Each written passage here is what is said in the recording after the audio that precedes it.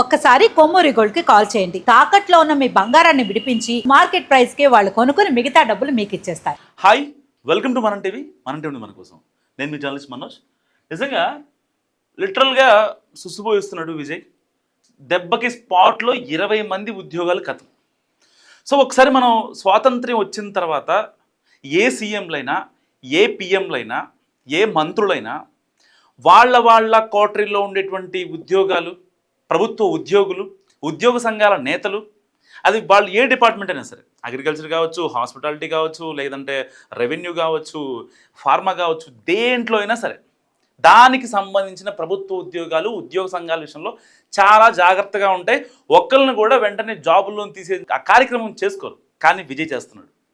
So అప్పుడెప్పుడో చంద్రబాబు నాయుడు గారు చేశారు, దాని తర్వాత ఆయన ఓటమి పాలయ్యారు.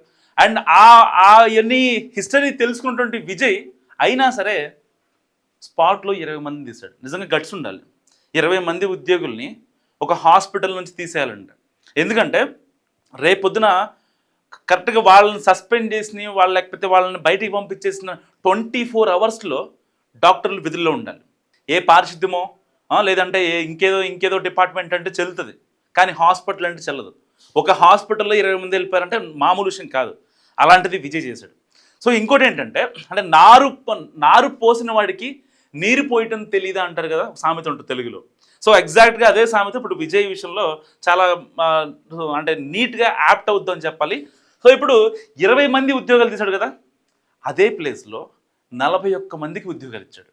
అది ఎలా ఇచ్చాడు స్పాట్లో అంటే, సో సరిగ్గా ఒక 4-5 నెలలు బ్యాక్ వెళ్తే ఏదైతే కరూర్ స్టాంపేడ్ జరిగింది, చెన్నైకి దాదాపుగా 60 కిలోమీటర్ల దూరంలో ఉన్న కరూర్ అనే ఒక ఏరియాలో 41 మంది చనిపోయారు.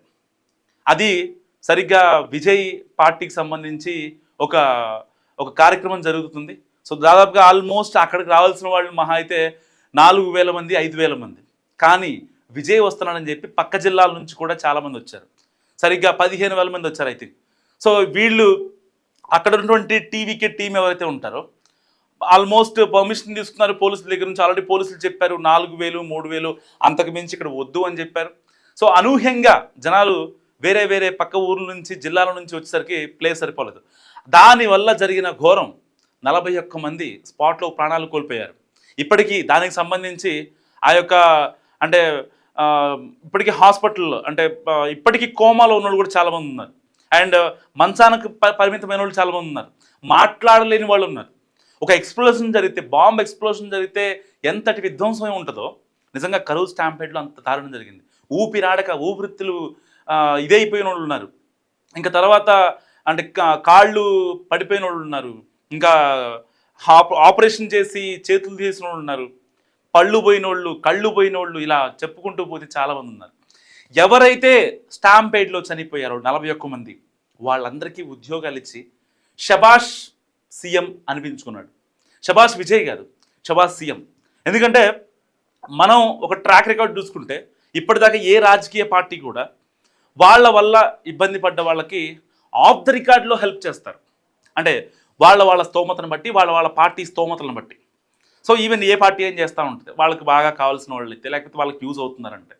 కానీ డైరెక్ట్గా గవర్నమెంట్లోకి తెచ్చి కూర్చోబెట్టరు. సరే వాళ్ళకి ఆల్రెడీ ఏదన్నా అంటే కాస్త చదువుకొని ఉన్నోళ్ళు, లేదంటే వాళ్ళని తెచ్చి కూర్చోబెట్టడం అనేది నిజంగా ఇప్పటిదాకా ఎప్పుడు జరగలేదు. అంతమందికి తన వల్ల నష్టపోయినటువంటి, తన పార్టీ వల్ల నష్టపోయినటువంటి, ఇది నిజంగా ఒక రకంగా విజయ్కి ఫేవర్ అని చెప్పుకోవచ్చు. ఎవరు కూడా దీన్ని రిజెక్ట్ చేయరు. ఎవరన్నా ఒకళ్ళిద్దరు చేసినా కానీ అది వాళ్ళకే మైనస్ అవుద్ది. చనిపోయారు కాబట్టి వాళ్ళ ఇంట్లో జాబులు ఇస్తున్నారని చెప్పి మాట్లాడతారు. సో ఏదైనప్పటికీ ఆ డెసిషన్ ఉంటుంది చూసారా, స్పాట్లో 20 మందిని తీసేయాలి, నా వల్ల బాధపడిన వాళ్ళు, నా వల్ల వాళ్ళ కుటుంబాలు రోడ్డును పడ్డాయనే ఒక కృతజ్ఞత ఆ అందరి మీద చూపించి అందరికీ తన చేతుల మీదుగా ఆ పత్రాలను కూడా ఇవ్వటం నిజంగా గర్వకారణం అని చెప్పాలి. షబాష్ విజయ్.